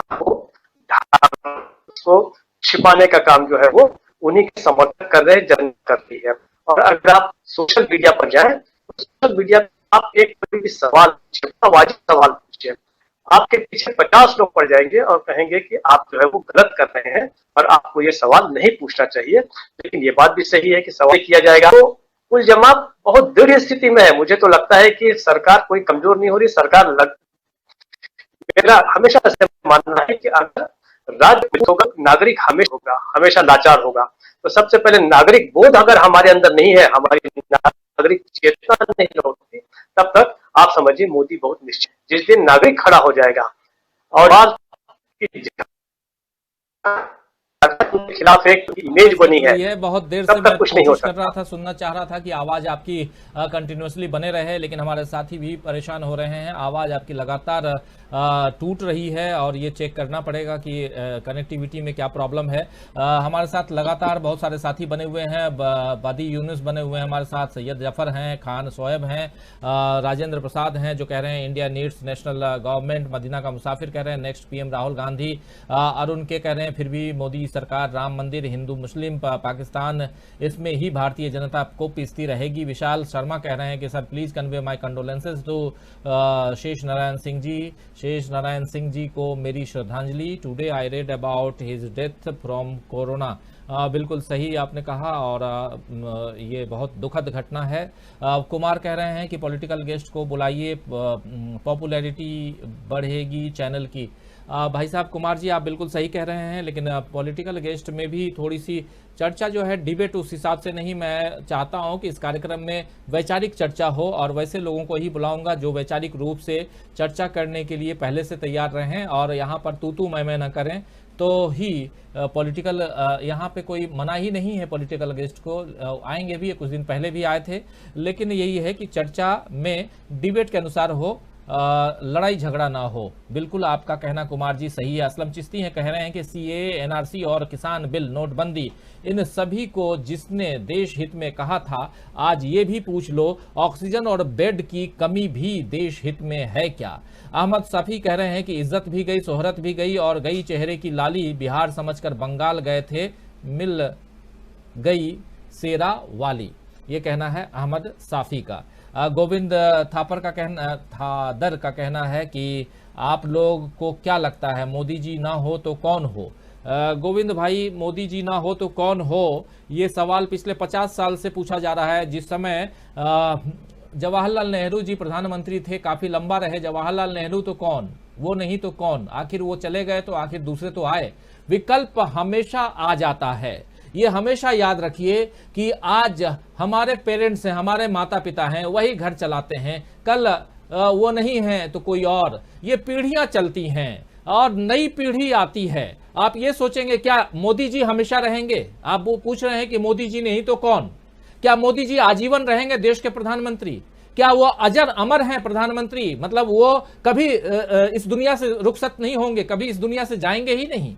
जो आया है वो एक न एक दिन जाएगा, इस बात को समझिए, और जाएगा तो उनका स्थान खाली होगा और खाली होगा तो कोई ना कोई नया आएगा। तो फिर आप विकल्प की चिंता क्यों करते हैं? आज आपको मोदी पसंद नहीं है, मोदी को बाहर कीजिए, कोई ना कोई नया आएगा, वो भी अच्छा नहीं करेगा, कोई और आएगा, नया आएगा, कभी ना कभी एक अच्छा विकल्प आपके सामने होगा। लेकिन नए विकल्प को लाने की कोशिश तो कीजिए। भक्ति में इस कदर हम डूब जाते हैं कि मुझे, हमको, आपको और कोई दूसरा दिखाई ही नहीं देता है, तो फिर हम ऐसे ही सवाल करने लगते हैं कि तुम नहीं तो कौन, ये नहीं तो कौन। ऐसा नहीं है। मैं प्रवचन नहीं कर रहा हूं, माफ कीजिए, लेकिन इस गहराई को आप समझिए गोविंद जी। और आपका नाम बहुत अच्छा है गोविंद, अपने आप में गोविंद आप समझ सकते हैं। जब आप गोविंद हैं तो चीजों को आप बहुत अच्छी तरह से समझ सकते हैं। और आप तो ऐसे भी आपके नाम के हिसाब से आप में जो फिलॉसफी भरी हुई है, उस फिलॉसफी को बाहर लेकर आइए और कोई ना कोई तो होगा जो विकल्प के रूप में आएगा। और उंगलियां दूसरों के ऊपर उठाने से पहले ये जरूर सोचना चाहिए कि 3 उंगली आपके तरफ देख रही है। मदीना का मुसाफिर भी हैं, थैंक्स कह रहे हैं, पूरा कमेंट पढ़ा। तस्लीम खान भी हैं, अब्दुल हाफिज अब्दुल भी हैं हमारे साथ, जो कह रहे हैं कि क्वायर के लिए ये बीजेपी के नेता बंगाल जाते हैं, वोट और जाते हैं, अच्छा संदेश मिलता, हिंदू मुस्लिम के लिए बंगाल जाते हैं, ये कोई सरकारी काम नहीं होता। राजेंद्र प्रसाद हैं, बीमार प्रजातंत्र अधिनायकवाद को स्वीकारती है। देवेंद्र चटर्जी कह रहे हैं कि गरीबों को मरने का ही स्ट्रेटजी है। मोहम्मद शहनूर भी हमारे साथ बने हुए हैं, हाय लिख रहे हैं। राजू दास हैं, अपने जरा से स्वार्थ के लिए झूठों को सही ठहराने वाले जब तक समाप्त नहीं होते तब तक देश खुशहाल नहीं होगा, इनका कहना है राजू दास का। मदीना का मुसाफिर अफसान राइट कह रहे हैं। फिर बड़ी यूनुस हमारे साथ में बने हुए हैं। असलम चिश्ती कह रहे हैं मौत का जायका चखना है सभी को एक दिन, कोई दुनिया में हमेशा नहीं रहने वाला। बिल्कुल सही कह रहे हैं। विरासत बेग कह रहे हैं, राजीव जी सलाम। फिर बहरूल इस्लाम थैंक्स कह रहे हैं। राजेश सिंह, राजीव सर समय विकल्प बना देता है, बिल्कुल वही बात मैं कह रहा हूं। फिर सुखला रॉय बंगाली में लिखे हैं, मैं पढ़ नहीं पाता हूं बांग्ला सुखला राय जी, लेकिन आपने अपना कमेंट यहां पे रखा है, अपने कमेंट को बहुत धन्यवाद आपको। फिर मोहम्मद अफजल कह रहे हैं, मोदी जी बने सिंगर फिर भी बारिश कम नहीं हो रही है।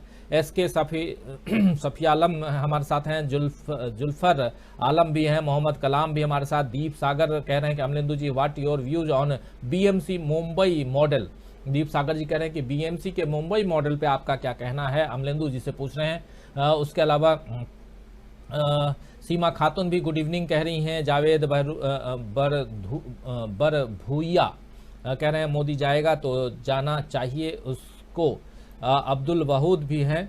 तो तमाम साथी कई लोग हैं, कई लोगों के कमेंट अभी नहीं ले पा रहा हूं। सुरजीत सिंह कह रहे हैं नमस्ते जी फ्रॉम कनाडा, यहाँ का मीडिया इंडिया की हालत दिखा रहा है। मुझे रहम आ रहा है कि भारत की हालत पर इंडिया मीडिया को वक्त कभी माफ नहीं करेगा।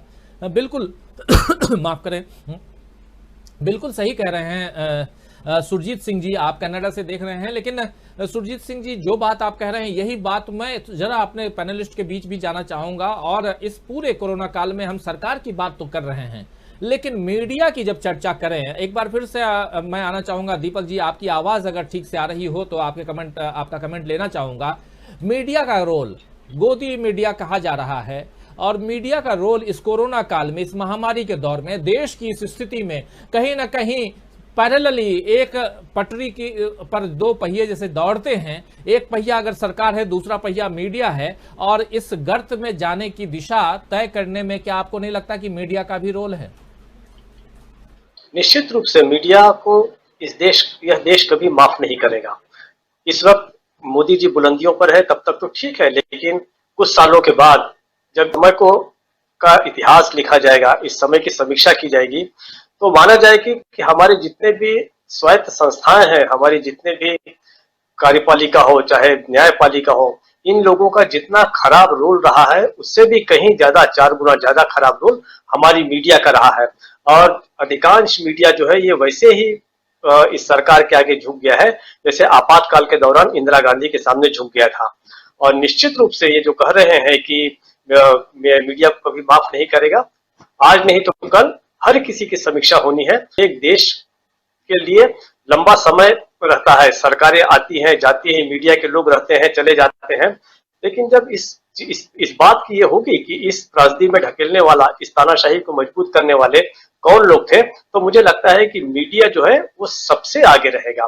बहुत सारे ऐसे नाम हैं जिनको हम जानते हैं चेहरों से, यकीन मानिए आज वो शायद इखला रहे होंगे नायक बनकर, लेकिन एक समय आएगा जब वो खलनायक के तौर पर इस देश में जाने जाएंगे। जैसे आज बहुत सारे लोगों को हम कहते हैं कि आपातकाल के दौरान उन्होंने सरकार का साथ दिया था और नागरिकों के ऊपर जो अत्याचार हुए थे उसका उन्होंने समर्थन किया था। राजीव जी रहे हैं, और खासकर हम सब जानते हैं दोस्तों कि जब मीडिया का एक अलग रोल है, सही बातों को जनता तक पहुंचाना, गलत बातों पर उंगली उठाकर सरकार की योजनाएं अगर गलत हैं या कुछ और हैं, गलत बातें हैं, तो इन सब पर भी सरकार का ध्यान दिलाना, लेकिन सरकार की हामी में हामी भरते रहना, ये मीडिया का काम नहीं है। मीडिया का काम हमेशा विपक्ष की भूमिका की तरह होता है, और ये बात मीडिया को भी समझना होगा कि अगर विपक्ष देखिए कई बातों पे अगर अच्छा कुछ हो रहा है तो हो सकता है कि विपक्ष अपनी राजनीति चमकाने के लिए, क्योंकि उसे राजनीति में आना है, दोबारा जनता के विश्वास को जीतना है, तो वो सही नहीं कह सकता हर बात को। जहां अच्छा हो रहा है, ठीक हो रहा है, मीडिया को ये बातें भी पहुंचानी चाहिए। और खासकर जो सरकारी विज्ञप्तियां आती हैं, अगर कहीं एम्स खोला जा रहा है, कहीं कोई स्वास्थ्य सुविधाएं इकट्ठा की जा रही हैं, जैसे नई वैक्सीन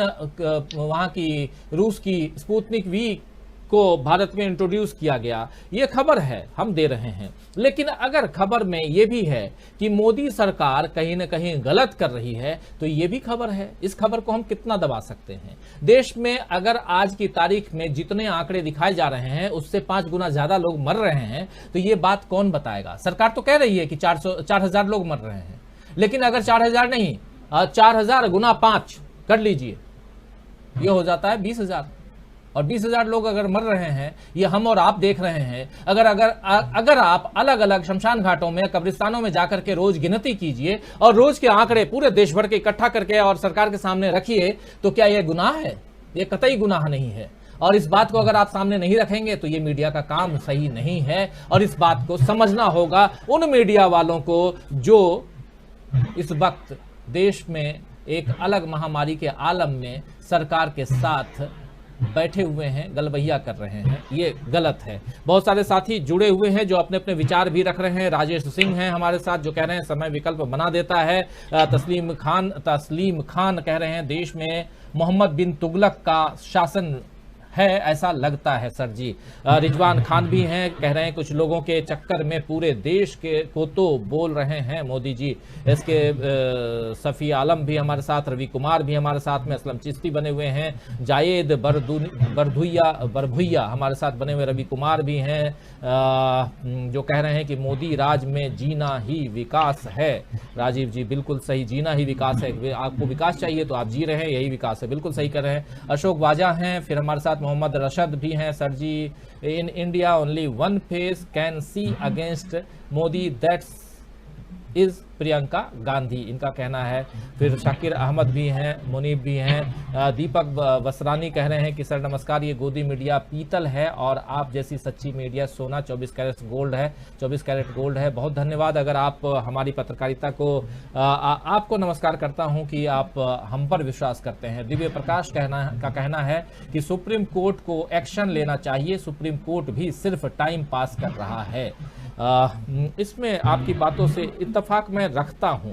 आप जो कह रहे हैं बिल्कुल सही। ये कोर्ट खेलने का समय नहीं है, ये समय काम करने का है। जिसको अभी तत्काल ऑक्सीजन चाहिए उसको तत्काल चाहिए, जिसको तत्काल दवाई चाहिए उसको तत्काल चाहिए।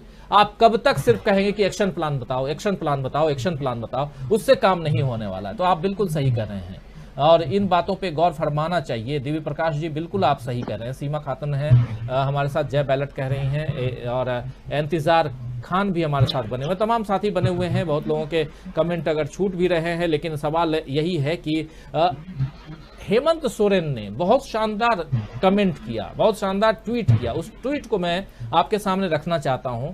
हेमंत सोरेन ने कहा कि पीएम मोदी, ये देखिए, पीएम आज आदरणीय प्रधानमंत्री जी ने फोन किया, उन्होंने सिर्फ अपने मन की बात की। बेहतर होता यदि वो काम की बात करते और काम की बात सुनते। इसमें क्या बुरा किया? लेकिन बुरा लग गया देश के प्रधानमंत्री तो बोलते नहीं है। हेमंत सोरेन हो कि भूतपूर्व प्रधानमंत्री मनमोहन सिंह हो, ये जब चिट्ठी लिखते हैं, प्रधानमंत्री की बात करते हैं, तो डॉक्टर हर्षवर्धन आ जाते हैं। डॉक्टर हर्षवर्धन लिख रहे हैं, श्री हेमंत सोरेन जी शायद अपने पद की गरिमा को भूल गए हैं। देखिए, हेमंत सोरेन जी अपनी पद की गरिमा को भूल गए हैं, वो मुख्यमंत्री हैं। कोविड-19 से उत्पन्न स्थिति को लेकर देश के पीएम पर कोई बयान देते समय उन्हें ये नहीं भूलना चाहिए कि इस महामारी का अंत सामूहिक प्रयासों से ही संभव है। अपनी नाकामी छिपाने के लिए अपने मन की भड़ास पीएम पर निकालना निंदनीय है। उसके आगे भी वो रुके नहीं। माननीय केंद्रीय मंत्री हर्षवर्धन, डॉक्टर हर्षवर्धन जो इस वक्त केंद्रीय स्वास्थ्य मंत्री हैं, वो अपनी भड़ास कैसे निकाल रहे हैं झारखंड के मुख्यमंत्री हेमंत सोरेन पे। ये देखिए हेमंत सोरेन ने लिखा क्या था, सिर्फ यही लिखा था कि आज आदरणीय प्रधानमंत्री जी ने फोन किया, उन्होंने सिर्फ अपने मन की बात की, बेहतर होता कि वो काम की बात करते और काम की बात सुनते। लेकिन इस पर भड़ास कैसे निकाली जा रही है। केंद्र डॉक्टर हर्षवर्धन कह रहे हैं कि केंद्र सरकार ने कोरोना संकट काल में जहां गरीबों और जरूरतमंदों के लिए खजाने खोल दिए हैं, वहीं झारखंड सरकार ने अपने खजाने का मुंह बंद कर रखा है। श्री हेमंत सोरेन जी चाहते हैं कि हर काम केंद्र सरकार करे, कोरोना से लड़िए, पीएम से नहीं। अब लीजिए भाई, ये कल को तो हमें भी और आपको भी कह सकते हैं कि आप लोग भी कोरोना से लड़िए भाई, पीएम से मत लड़िए, पीएम की बात मत कीजिए। ये कितना वाजिब है, कितना उचित है अमलेंदु जी? असल में इस स्वास्थ्य मंत्री को तो इस्तीफा बहुत पहले दे देना चाहिए था। मोदी जी के इस्तीफा तो लोग मांग ही रहे हैं। ये सिर्फ मटर छीलने का ही काम करता है और अब भी बैठ के मटर छील रहा है। मतलब इस व्यक्ति का स्तर सिर्फ इतना ही है, एक राज्य के मुख्यमंत्री से कह रहा है कि आप पद की गणना भूल जा रहे हो, ये खुद क्या कर रहा है। मतलब प्रोटोकॉल के अनुसार जो है केंद्रीय स्वास्थ्य मंत्री वो एक राज्य के मुख्यमंत्री को कह रहा है कि आप पद की गणना भूल जा रहे हैं। अरे प्रधानमंत्री खुद निपट लेंगे भाई उस राज्य के मुख्यमंत्री से, तू खामखा बीच में क्यों पड़ रहा है। मतलब ये सबसे नाकारा, 70 सालों में सबसे नाकारा स्वास्थ्य मंत्री भी देश को मोदी जी ने ही दिया है, जो खुद डॉक्टर है और डॉक्टरी की एक बात नहीं करता, सिर्फ मटर छीलता है। हेमंत सोरेन ने इसमें क्या गलत कहा भाई? प्रधानमंत्री को काम की बात की होती तो प्रधानमंत्री बता देंगे उन्होंने क्या काम की बात की। प्रधानमंत्री ने कितने जो है ऑक्सीजन कंसंट्रेटर्स देने की बात की, प्रधानमंत्री ने क्या जीएसटी का पैसा देने की बात की कि जीएसटी का पैसा राज्य को दिए दे रहे हैं। यानी आपको जो है जब गैस चाहिए तो आप बोकारो से मंगा रहे हैं भर करके पूरे देश भर के लिए। तो आप जब एक राज्य के मुख्यमंत्री को फोन कर रहे हैं तो आप फोन कर किस लिए रहे हैं? आपने क्या राज्य की स्थिति जानने की कोशिश की कि राज्य की स्थिति क्या है, राज्य में क्या कमी है? तो ये कुल मिला के जो है मतलब ये सब राज्यों के ऊपर जिम्मेदारी जो थोपने की जो पॉलिसी चली जा रही है और ये जो प्रस्तुत किए जा रहे हैं टाइप के लोग, हर्षवर्धन टाइप के लोग जो इस तरीके से, तो ये सब और मोदी जी का माहौल बनवा रहे हैं कुल मिलाकर। मतलब ये सोचा जा रहा हो कि मोदी जी के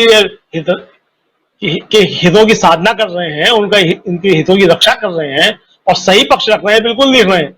ये और जो है सरकार की शीशा कर रहे हैं इस तरीके से, ये आकर के मैदान में रखे इस तरीके तूतू वाला कर रहे हैं कुल मिला के। मुझे नहीं लगता कि हर्षवर्धन जो कर रहे हैं वो एक केंद्रीय मंत्री के स्तर की चीज है। अब हालांकि अब स्तर की जहां तक बात है तो जब प्रधानमंत्री जी जो है वो किस स्तर पे आ सकते हैं तो उनके मंत्री जो किस स्तर पे आ जाएंगे तो ये कोई उम्मीद नहीं करनी चाहिए कुल मिला के। लेकिन फिर भी ठीक है, प्रधानमंत्री हो गए हैं, प्रधानमंत्री देश का सौभाग्य दुर्भाग्य जो भी है वो प्रधानमंत्री है देश के, और 2024 तक भुगतना भी है जब तक कि भाजपा के लोग उनको स्वयं ना बदल दें। ये भी देश का एक दुर्भाग्य या सौभाग्य जो भी है कुल मिलाकर के वो है। लेकिन इन मंत्रियों को संयम बरतना चाहिए और अपना काम करना चाहिए। स्वास्थ्य मंत्री जो है पूरे संकट के दौरान उसकी एक प्रेस कॉन्फ्रेंस जो है वो नहीं हुई। कुल मिलाकर के 4-4 लाख रोज जो है केसेस आ रहे हैं, 4000 सरकारी आंकड़ों में रोज मौतें हो रही हैं, और हमारा स्वास्थ्य मंत्री जो है वो एक राज्य के मुख्यमंत्री से भिड़ने के लिए तो ट्विटर पे आ रहा है, मगर देश के अंदर क्या हालात है। क्या आपने कोई खबर सुनी कि स्वास्थ्य मंत्री ने किसी अस्पताल का जाके दौरा किया इस दौरान? छोड़ दीजिए आप राज्यों के अस्पतालों को, दिल्ली के अंदर ही एम्स में ही जाके क्या दौरा कर लिया हमारे स्वास्थ्य मंत्री ने। आप अपनी जिम्मेदारी नहीं निभाएंगे जब दिल्ली में जहां बैठे हुए हैं वहां ऑक्सीजन की कमी से लोग मर रहे हैं, और आप दूसरे राज्यों के मुख्यमंत्रियों से ट्विटर पर भिड़ने के लिए, बदतमीजी करने के लिए आप चले आएंगे कुल मिलाकर के।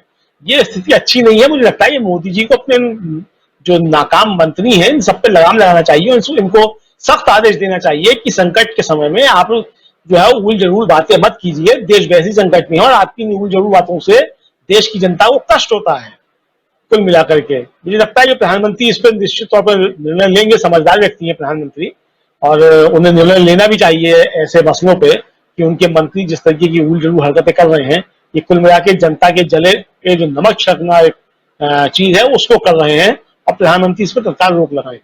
जी हाँ जी। जी जी, रफीक पूनावाला लिख रहे हैं कि राजीव जी आप सच बोल रहे हैं और सच बात रख रहे हैं हो, लेकिन राहुल गांधी के बारे में आप बोल रहे हो तो अंधभक्तों को बहुत बुरा लगेगा। कल की तरह कुछ अनाप शनाप ना लिख दें। नहीं रफीक पूनावाला जी, कोई भी लिखे उससे मुझे कोई फर्क नहीं पड़ता है। अपने विचार, ये खुला मंच है, अपने अपने विचार रखें। बात सिर्फ इतनी है कि विचार रखते समय शब्दों की मर्यादा का पालन करें। अगर शब्द नहीं है आपके पास तो अनाप शनाप मत लिखिए, गाली गलौज मत कीजिए। बस यही है कि शब्दों की मर्यादा, आप विरोध कीजिए, हमारे विचारों से आप इत्तेफाक नहीं रखते हैं, आप विरोध कीजिए। आपको लगता है कि मोदी जी ही विश्व गुरु हैं, मोदी जी ने देश को, भारत को पूरे दुनिया का नंबर 1 देश बना दिया है, आपको ऐसा लगता है, ठीक है आप रखिए। हमें नहीं लगता है, हमें लगता है कि हमारा देश इस वक्त गर्त में चला गया है और इस पर हम चर्चा करेंगे, बिल्कुल करेंगे और डंके की चोट पर करेंगे।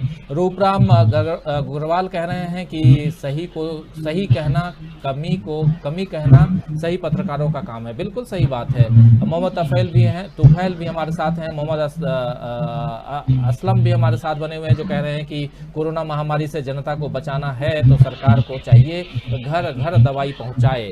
साई कंप्यूटर अकाउंट्स का कहना है कि मोदी इस देश के लिए पनौती हैं, आज तक का सबसे नकारा पीएम है। गोविंद थादर कह रहे हैं कि सही बात है और क्या। फिर बड़ी यूनुस कह रहे हैं मोदी है तो मुश्किल है। इसी तरह असलम चिश्ती भी हमारे साथ बने हुए हैं। गणेश सकोता हैं, सर कह रहे हैं सर असम में लोग कोरोना से मर रहे हैं, भाजपा के 2 नेता कुर्सी के लिए लड़ रहे हैं और नेता को चुल्लू भर पानी में डूब कर मरना ही अच्छा है। बद्री विशाल कह रहे हैं राजीव जी हम लोग बाजार नहीं जा सकते हैं, कोरोना हो जाएगा और ये सारे मंत्री क्या कोरोना से पास बनवा के रखे हैं कि इनको कोरोना नहीं पकड़ेगा। कोरोना पास, बिल्कुल ये भी एक बहुत बड़ा, बहुत सही कहा है बद्री विशाल जी ने कि कोरोना पास बनवा के रखे हैं कि ये लोग, ये सवाल बिल्कुल मेरे जहन में, मेरे मन में भी आता रहा कि आप देखिए बहुत सारे लोग जो वेस्ट बंगाल यानी पश्चिम बंगाल चुनाव के वक्त गए और वो वहाँ से पॉजिटिव होकर के लौटे, उसी में हमारे साथी, हमारे दोस्त, हमारे पॉलिटिकल एडिटर शेष नारायण सिंह भी थे और आज वो नहीं रहे, वो भी वेस्ट बंगाल गए थे और वहाँ से। लेकिन हमारे देश के गृह मंत्री, हमारे देश के प्रधानमंत्री, ये लोग भी और बिना मास्क के घूमते रहे, उनको कुछ नहीं हुआ। क्या उनके पास कोरोना पास है? और अगर ऐसा कोई कोरोना पास है तो भाई इसी चीज को पूरे देश में बांट दीजिए। अगली बार क्या अगले 10 साल के लिए आपकी सरकार बिल्कुल फिक्स हो जाएगी, ये मैं दावे के साथ कहता हूँ। क्या कहेंगे दीपक जी, क्या बिल्कुल फिक्स हो जाएगी अगर कोरोना मिल जाए तो? और एक सवाल और भी है, उसके साथ आपको जवाब दे उससे पहले मेरे जहन में एक विचार ये भी बार बार आ रहा है कि अभी से 2-3 महीना पहले आप याद कीजिए कि कोरोना काल में ही और जब राम मंदिर का वो आया था, वर्डिक्ट आया था, अयोध्या में राम मंदिर बना सकते हैं, उसके बाद से घर घर घूम घूम करके चंदा वसूली की गई। लेकिन इस वक्त जो लोग वसूली वाले थे एक नहीं दिखाई दे रहे। मेरे घर पे आए थे, मैंने चंदा नहीं दिया, मैं खुल के बोल रहा हूँ, मैंने उनको भगा दिया, मैं बोला 1 पैसा नहीं दूंगा। नाराज हो गए वो लोग, चले गए, कोई बात नहीं। लेकिन क्योंकि मुझे कोई उसमें आपको अगर मंदिर की जगह पे आप अगर अस्पताल बनाने के लिए पैसे मांगने आते हैं तो मैं दे देता आपको, मंदिर बनाने के नाम पे नहीं दूंगा पैसा, और मैं कभी नहीं देता। दान वान ये सब नहीं देता, गरीबों को बांटना हो बांट देता हूँ। और आप लोगों को भी यही सलाह दूंगा दोस्तों कि अगर जहां किसी का भला हो वहीं पैसे खर्च कीजिए, भला नहीं हो मत कीजिए। तो मैं आज सवाल ये कर रहा हूँ, पूछ रहा हूँ और बार बार खोज रहा हूँ उन लोगों को जो मेरे दरवाजे पे भी आए थे चंदा मांगने के लिए, आखिर वो लोग कहाँ हैं इस वक्त? अगर अभी भी पिछले 1 महीने से चंदा मांग करके और 2-4 अस्पताल, आर्मी अस्पताल ही बनवा देते, आर्मी को ही पैसा दे देते कि चलिए ये हमने चंदे के लिए इकट्ठा किया है और आप इस वक्त जब जरूरत है उस वक्त आप अस्पताल बना लीजिए, जब जरूरत है तब ऑक्सीजन की व्यवस्था कर लीजिए, जरूरत है बेड की व्यवस्था कर लीजिए। वो लोग तो दिखाई ही नहीं दे रहे हैं। दीपक जी कहां गए ये सारे लोग? देखिए, पहले आपका जो पहला सवाल था कि कुछ लोगों को कोरोना क्यों नहीं हो रहा है, ऐसा है कि वो एक बड़ा संपन्न वर्ग है जिनके पास तमाम सुविधाएं हैं, जिनके पास हो सकता है कि मुझे लगता है कई नेताओं का तो सुबह शाम जो है वो चेकअप भी होता होगा, दुनिया की सारी सुविधाएं हैं। यही किसी भी राजनीतिक दल के कार्यकर्ताओं को समझना चाहिए कि आपको उन लोग आगे करेंगे, जुलूसों में आगे करेंगे, दंगों में आगे करेंगे, मारपीट में आगे करेंगे, अपराधों में आगे करेंगे, लेकिन वो स्वयं बड़े सुरक्षित रहेंगे। आप ज्यादा दूर मत जाइए, अमित शाह के बेटे जो है, जो बीसीसीआई के चेयरमैन है, बिना मास्क के उन्होंने पूरा मैच देखा। कई खिलाड़ी संक्रमित हो गए, लेकिन जो है उनके जो पुत्र है वो बिल्कुल स्वस्थ है। कारण यही है उनका खान पान अच्छा है, उनकी इम्यूनिटी बहुत अच्छी है और उनके पास दुनिया भर की सारी सुविधा है। उस व्यक्ति को सोचना, नेताओं के पीछे जुलूसों में जाकर अपना खुद का जीवन तो नहीं खराब कर रहा है। इसलिए मैं कई बार बोलता भी हूँ, लिखता भी हूँ कि आप दाता बनिए, कार्यकर्ता मत बनिए। कार्यकर्ता रहेंगे, इसलिए आप मतदाता बनिए और अपने अधिकार का पूरा इस्तेमाल कीजिए। दूसरी बात आपने जो कही थी कि चंदे वाली बात जो है, देखिए समाज में हर तरह के लोगों ने अपना काम बांट लिया है। आपको कभी भी चंदा देने नहीं, लेकिन सेवा में वो सबसे आगे रहेंगे। तो कुछ लोगों को हमको यही समझना होगा, हमको रिकॉग्नाइज करना होगा कि चंदा मांगने वाले कौन है और ऑक्सीजन का लंगर लगाने वाले कौन है। तो उनसे उम्मीद भी मत कीजिए, आप बिल्कुल उम्मीद मत कीजिए, किसी को भी नहीं करना चाहिए। मैं सबसे निवेदन करता हूं कि जिनको चंदा लेना था वो चंदा ले चुके, जिनको जाना था चले गए। सेवा करने वाले कोई और रहेंगे और उन्हीं यही लोग हैं जो समाज आज जो दुनिया बेहतरीन बनाने की कोशिश कर रहे हैं, वो चंदा लेने वाले नहीं, करने वाले लोगों का है। अगर आपकी बहुत इच्छा है कहीं तो वहां दीजिए जहां पर आपके पैसे का वास्तविक उपयोग हो सके। राजीव जी बिल्कुल बिल्कुल सही कह रहे हैं। इसी सवाल के साथ अमलेंदु जी आपके पास आना चाहूंगा, आपका कमेंट चाहूंगा। आपके घर भी आए होंगे लोग, लेकिन इस वक्त ये चर्चा इसलिए छेड़ रहा हूं मैं क्योंकि जब चारों तरफ अफरा तफरी का माहौल है, चारों तरफ हम लोग देख रहे हैं कि, और खासकर एक नाम बार बार सामने आ रहा है, श्रीनिवास वी का नाम। ये श्रीनिवास वी कौन है? आप लोगों में से कई दोस्त जानते होंगे। श्रीनिवास वी जो है ये NSUI के प्रेसिडेंट है, राष्ट्रीय प्रेसिडेंट हैं। और अगर बीजेपी के लोगों को भी आज की तारीख में अगर जरूरत होती है, अगर कोई कोरोना पीड़ित है और उसको अगर बेड की जरूरत है, प्लाज्मा की जरूरत है या ऑक्सीजन की जरूरत है, अस्पताल की जरूरत है, हर तरह के एम्बुलेंस की जरूरत है, किसी भी जरूरत के लिए वो ट्विटर पे आप देखेंगे ट्वीट करते हैं श्रीनिवास वी को और उनसे मदद मांगते हैं। लेकिन क्या कारण है कि इस वक्त आप याद कीजिए पिछले साल सोनू सूद उभर कर आए थे, इस बार उभर कर आए हैं श्रीनिवास वी, लेकिन संघ के इतने बड़े कार्यकर्ताओं की फहरिस्त है, इतनी लंबी फहरिस्त है, वो दिखाई नहीं दे रहे हैं। राम मंदिर बनाने के लिए चंदा मांगने वाले, चंदा उगाही करने वाले लोगों की इतनी लंबी लाइन है, वो कहाँ है? उन लोगों को दिखाई नहीं दे रहा है कि इस देश में जो है अभी अफरा तफरी का माहौल है, देश बिल्कुल आतंकित हो रखा है, देश की स्थिति बहुत ही बदतर है। हमारे अगर वो अपने प्रधानमंत्री से इतना ही प्यार करते हैं तो अपने प्रधानमंत्री की इज्जत बखस दें, इज्जत के लिए कम से कम इतना तो करें कि घर घर निकल कर चंदा ही मांग ले और कहें कि भाई साहब कुछ पैसे दे दो, अस्पताल बनवा देंगे, प्रधानमंत्री जी के नाम से ये अस्पताल हो जाएगा, तो कम से कम अगले 2024 में उनको वोट दिलवा करके फिर से जितवा देंगे। लेकिन कहाँ है अमलेंदु जी ऐसे लोग? देखिए, ये आइडिया दे मत दीजिएगा इन लोगों को, वरना ये अस्पताल के नाम पे भी चंदा खा जाएंगे, जैसे राम मंदिर के नाम पे खा गए।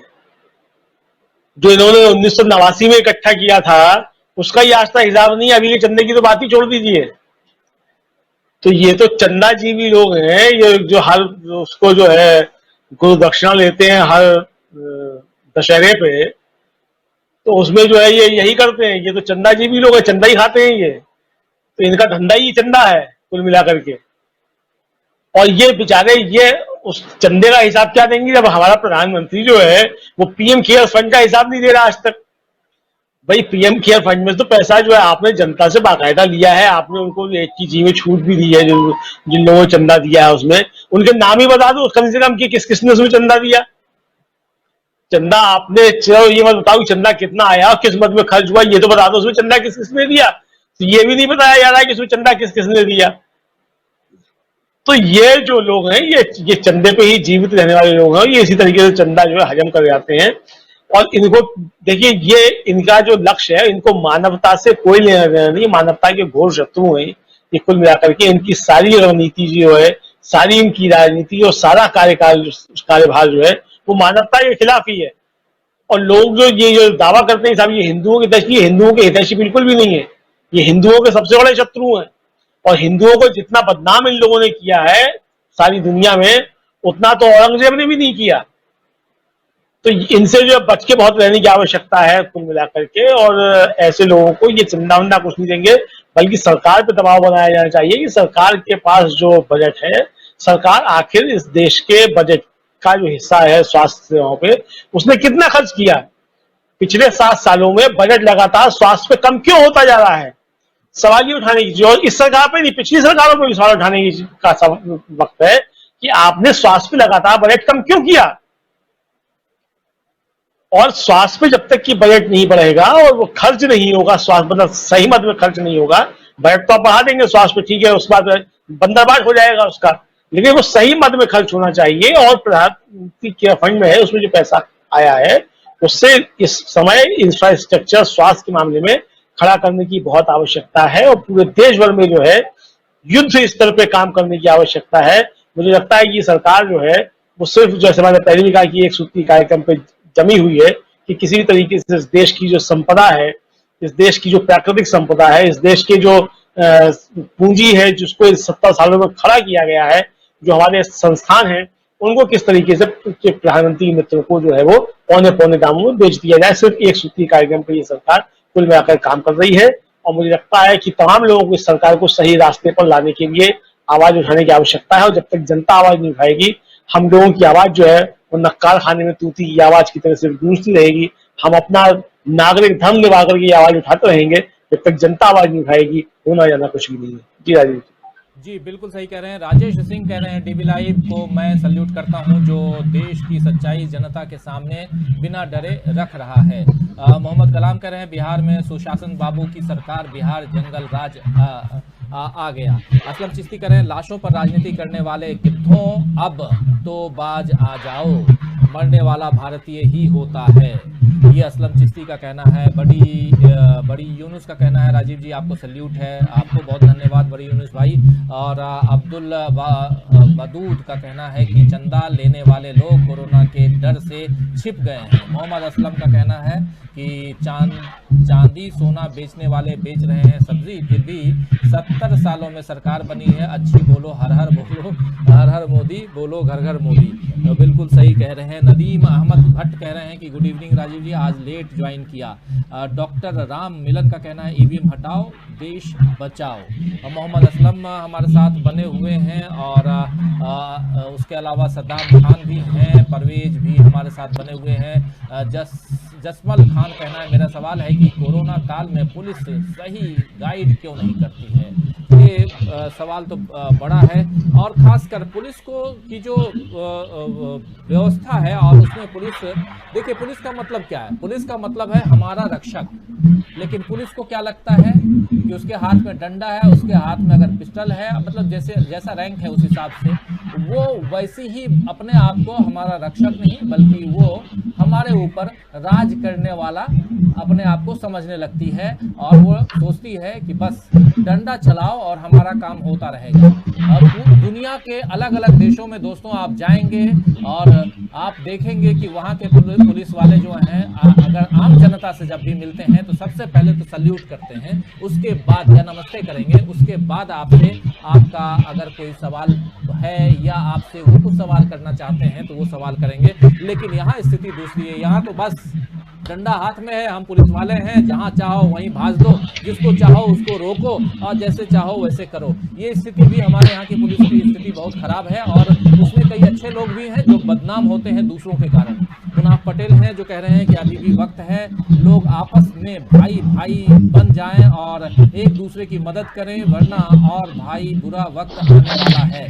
बिल्कुल सही कह रहे हैं। परवेज भी हमारे साथ, अजीत कांधेर हमारे साथ में है, सद्दाम खान बने हुए हैं, हाय लिख रहे हैं। फिर उसके अलावा मोहम्मद कलाम कह रहे हैं, सर राहुल गांधी की सरकार आने चाहिए या नहीं। फिर अर्जुन गुप्ता, ये सवाल है मोहम्मद कलाम का कि आना चाहिए नहीं। अभी तो मोदी जी की सरकार को झेलिए, जब उनका वक्त आएगा तब देखा जाएगा, क्योंकि अभी चुनाव है नहीं। अजीत कुमार भी हमारे साथ में है, मोहम्मद असलाम भी हैं जो कह रहे हैं बीजेपी सरकार सच कम झूठ ज्यादा बोलती है। अर्जुन गुप्ता है कह रहे हैं कोरोना काल में पुलिस फायदा उठा रही है। हैरी शेखोन कह रहे हैं कि it has been proved that Badal and caption in power cover each other for stealing in power.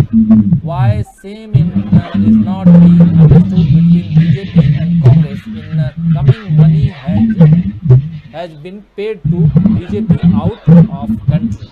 थोड़ा सा मैं समझा नहीं, कुछ शब्द छूट रहे हैं। अर्जुन होता भी, लेकिन हैरी सेखोन ने कमेंट लिखा है, आपको बहुत धन्यवाद।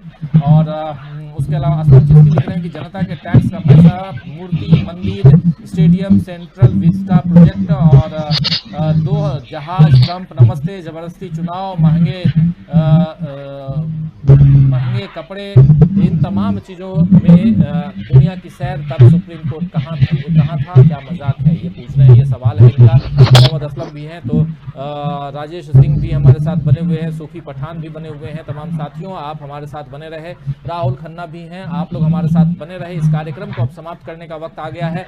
आज कार्यक्रम में बीच में एक विराम लेना पड़ा, एक ब्रेक लेना पड़ा था, क्योंकि हम लोगों की आवाज़ अचानक चली गई थी, आप तक हमारी आवाज़ नहीं आ रही थी और कुछ टेक्निकल कारण बीच बीच में कई बार हो जाते हैं। तो ये सब जैसे देवेंद्र चटर्जी कह रहे हैं, राजीव जी आवाज़ नहीं आती है, ये अभी भी देवेंद्र चटर्जी लिख रहे हैं कि आवाज़ नहीं आती है। तो ये सही बात है कि आवाज़ को लेकर के मैं कहूँगा अपने प्रोड्यूसर से कि ज़रा उसको ज़रूर चेक करें कि क्या दिक्कत है, एक स्मूथ इस प्रोग्राम को चलाएं। और सलीम सैयद हैं जो कह रहे हैं अच्छा शब्द लाए, चंदा जीवी, बिल्कुल चंदा जीवी हैं ये लोग। और अनिल लोधीपुरी कह रहे हैं कि अमरिंदर जी को सलाम, पर विष्णु के आधुनिक अवतार मोदी जी और धर्म के धंधेबाजों से सवाल करने के लिए आप साहस कहाँ से लाते हैं, और फिर और विचारक और पत्रकार को क्यों नहीं है।